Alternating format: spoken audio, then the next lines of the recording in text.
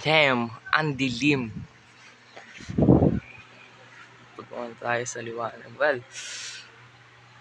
hello, ano nga palang bago mga guys? Ang bago ay gumagamit ako ng bagong setting sa camera, which is itong Gcam na merong 4K resolution na compression na na-download ko sa Play Store. Meron siyang 4K settings, may sRGB, iba-ibang camera tweaks sa settings, and then ang maganda dito is 30 FPS siya, and then maganda yung ISO niya at yung coloring. So, etong video na to is super accurate niya.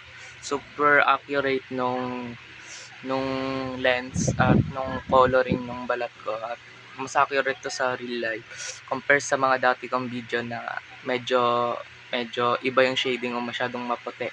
Dito kasi naka-adjust yung ISO nito sa pinakamababa. So, sensitive to tingnan nyo yung lightening. At saka yung skin ko dito, tone na tone yung skin ko compared dun sa na wash yung video ko. Sa mga dati kong video na wash. At saka dito, zero pixelated. Wala kang makikitang pixel sa paligid.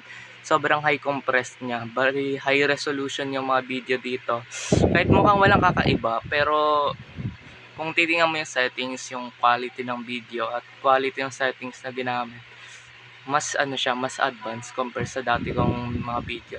So yun lang mga guys. I'm testing, starting to vlog with this new camera settings. May mga